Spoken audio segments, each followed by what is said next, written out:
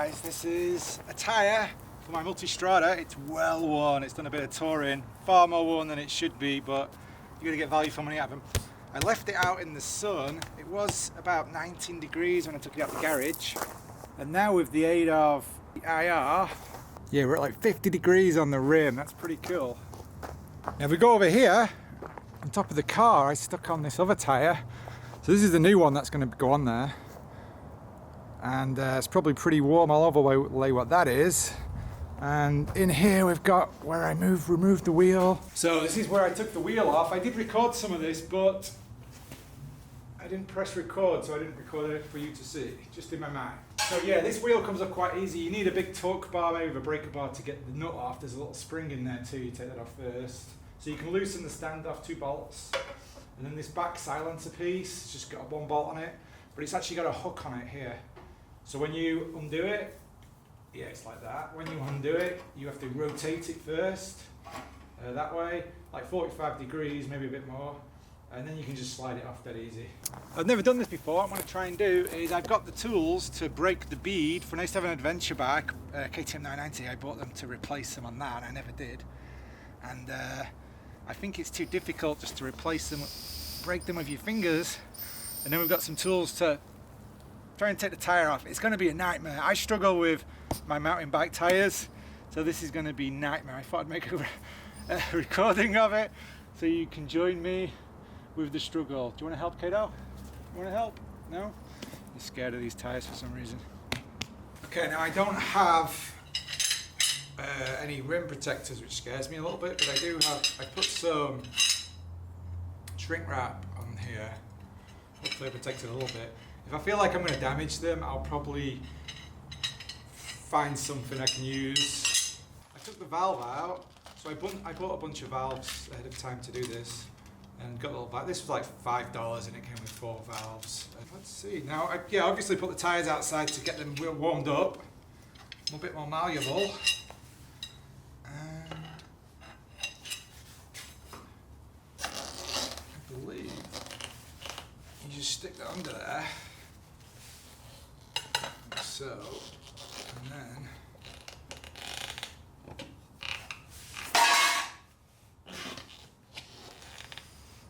I'm not sure how that works.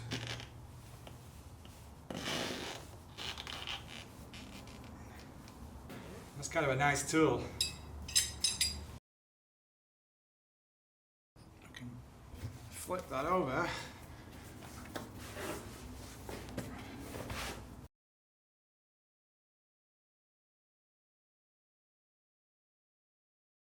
Now the bead's broken, we've got to try and lever it over the rim, which is the bit I'm worried about damaging the rims. What I've read is you can use some Windex, and really loosens it up. Okay, I found these little things for applying Bondo, and I've got a couple of them, so this could be ideal actually.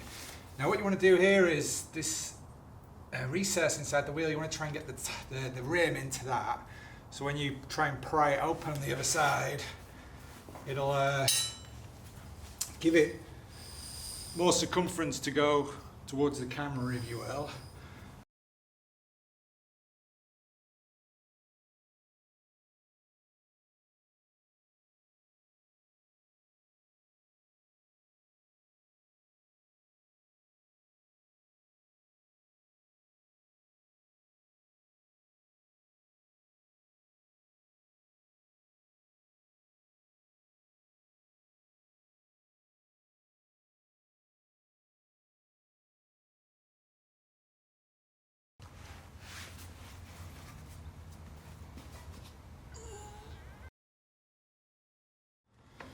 Okay, I think I failed here. I just can't get it to work.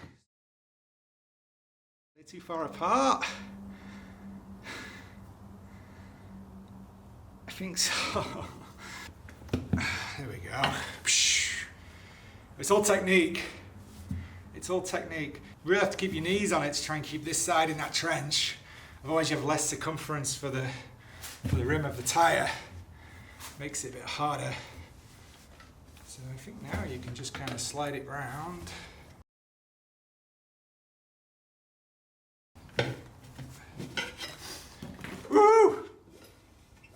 quarter of the way there.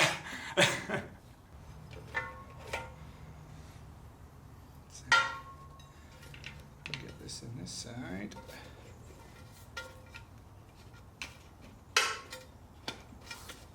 There we go. Oh, it's a lot easier. So half the way there. For one wheel, I do have the front driving too. There you go, it's taking one tyre off. I guess it's technique, so if you do it once, you kind of have an idea what it should feel like and you can play around until you hit that zone.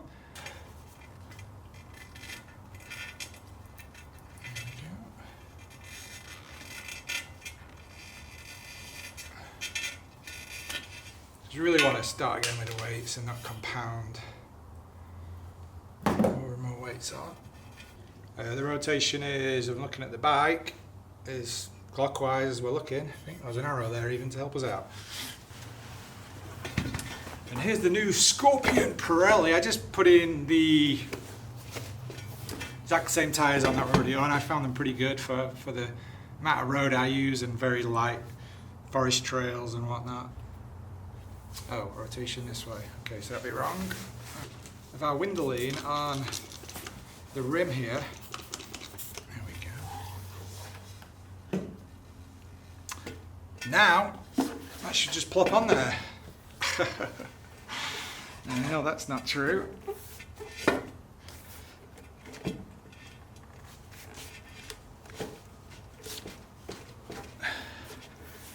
Try and stop it from buckling. Let's try and keep it in that deepest trench there. Oh, it's very hot inside. It's really going to help with how malleable it is. There we go. Bit of a hold. Stick your weight on it, and why not? I think like the new tyre is going to be a lot stiffer than the old one because it's got a lot more tread on it. A lot more material there, you'd expect. So yeah, it doesn't buckle as easy even though it's really hot. Spoons.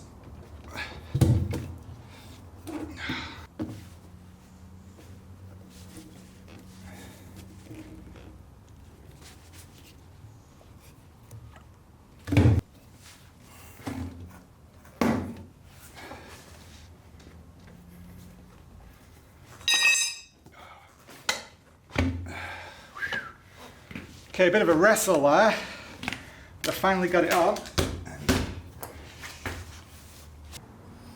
So, it's a bit buckled there, but I think it'll straighten out when I blow it up, hopefully. So now I'm going to stick a new valve in there, because I got a pack of them.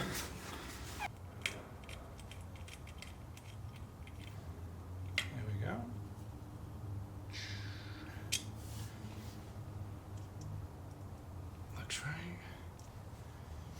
And now we can put some air on and hopefully, it's not pushing out, hopefully it will pop back into the beads.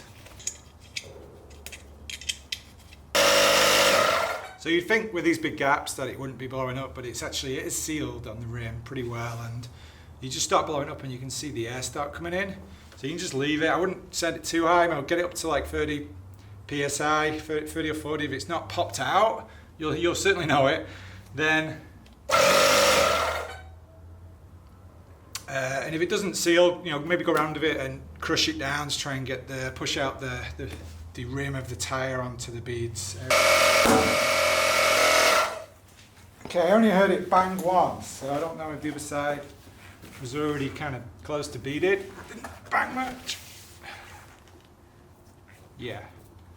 So I think that's already sealed on both sides. I mean, it will leak air if it's not over time, so you'll know. And there you go. That's the first tyre I've ever installed. And I get to balance it, which we will do in a moment.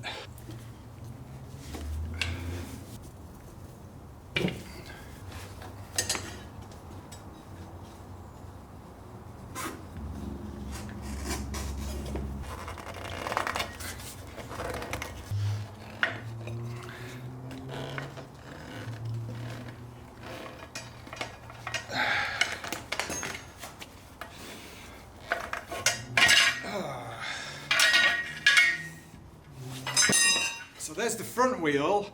Now that was a lot harder. The last bit was a lot harder. Once I broke the first lip over, that was super easy. Maybe it was a technique I learned off the other one. But getting the final lip over was a lot harder than a larger tyre, I guess because it's a lot stiffer, it's closer together.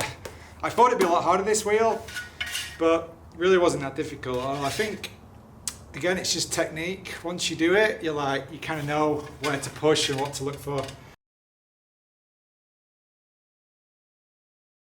I've been playing around with this balancer and this wheel is really well balanced. It's quite good. It's hard to even get it to admit that it's heavier in one place or another. I think playing with the valve stem, if I rotate it up a little bit, it does drop back down again, and vice versa on this way it will. Yeah, so I think that is the heaviest part. It's difficult to... The rolling resistance on this crappy balancer probably doesn't help. It's quite high. But when it's really low, there's no return at all. So we'll put the tyre on and we'll put the lightest point at the valve.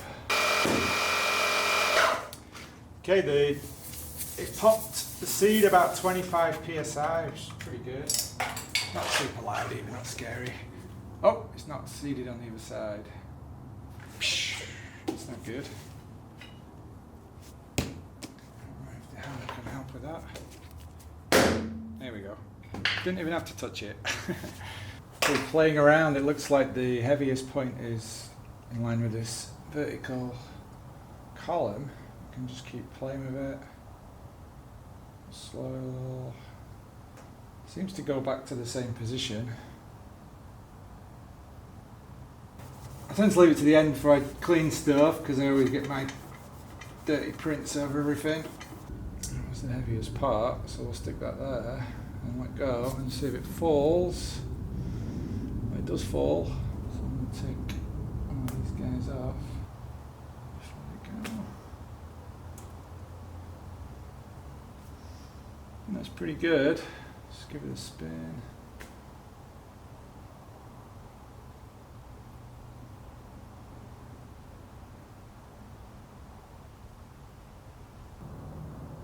Yeah, it doesn't look like it's has any preference to go anyway.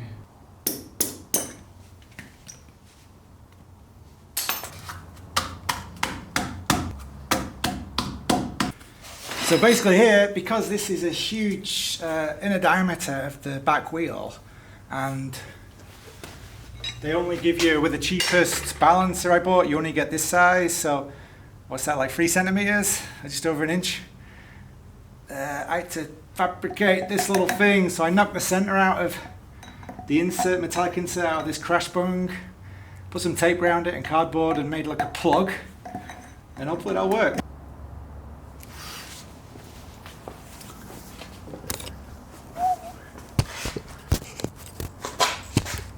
To work okay, it'll do for now. I'll probably have to try and find some of these with the correct ID for this pole.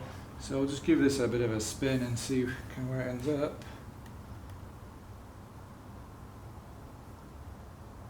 Now I was expecting this to be at the bottom because the valve was meant to be the lightest area, and I put the tyre on the other side, so I was expecting this to be, but it shows you the valve isn't the lightest area always, unless the tyre is massively weighted to one side.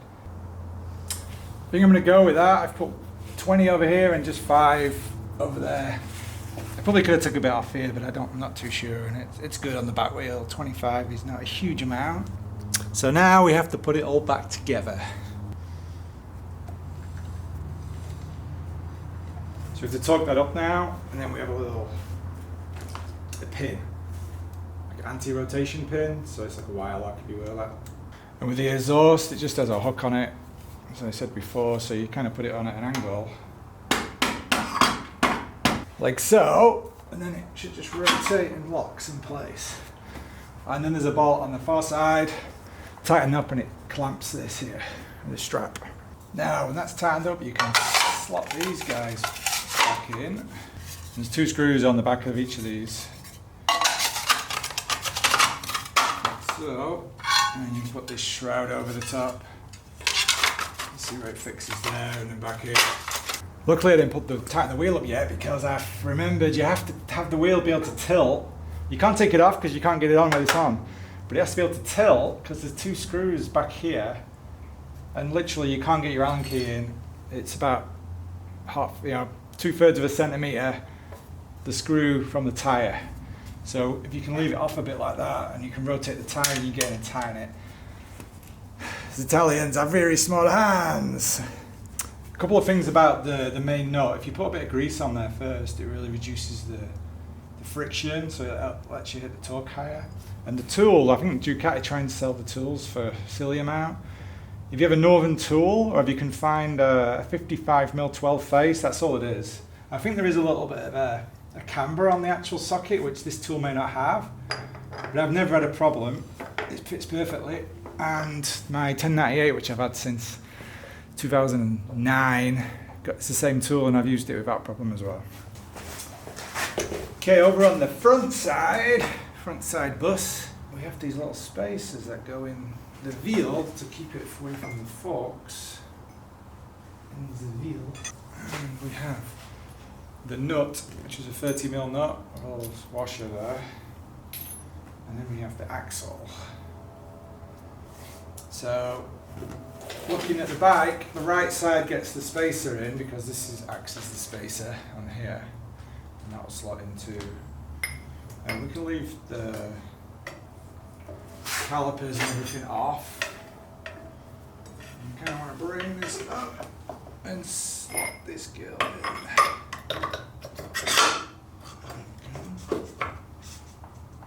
Line her up on the other side. Every job it's nice to have a rubber mat. So don't whack it too hard in case it's not lined up and it's got metal on metal. There we go.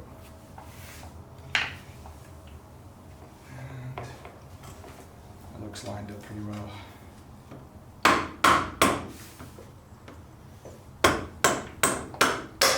And then the last moment it'll center the wheel between the forks because it's got an integral spacer on there. So just before you finish it off, make sure that spacer will slide in and out, so you know it's perfectly concentric with the fork bottom. It's all good. Now this is a great time to do your pads. Mine don't need doing, they've still got a lot on them. When you're taking this off, I didn't cover that, you might want to twist the caliper a little bit. Make sure your reservoir at the top isn't completely full, because it might push it back out. But yeah, if you twist it a little bit, it'll push the cylinders in and give you more space, a bit more wiggle room to get it off, because it is a really tight, snug fit inside the wheel.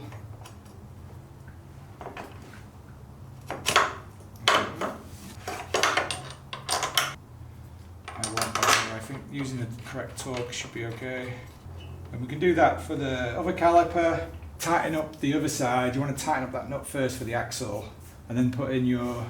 I almost forgot, for these bolts that go up here, so they're just thumb tight at the moment. So you want to tighten them on the left side if we're looking at the front of the bike.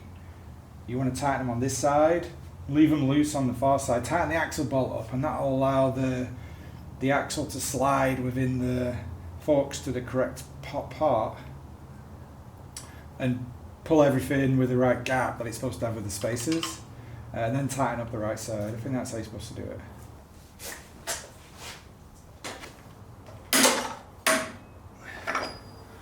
Okay, the torque on the nut is about 170 foot-pounds, which I think it's like 230 Newton meters. So when you go put the spring on, there'll be several holes. So you just find pretty much where a hole is when you're doing it. So we've got one up here. And make sure it hooks over and goes inside. And that's just the redundancy. Stop it unscrewing, it'll just hit the hole in the spring and good to go. That's pretty much it. Now you can check the pressures. Go for a ride, just go for a small ride, come back, check the pressures, make sure everything's looking good. And there she goes, the beautiful Multistrada. Quite a sweaty job when it's 30 odd degrees outside, Celsius. But so much fun. Now I might need to work on the 1098s.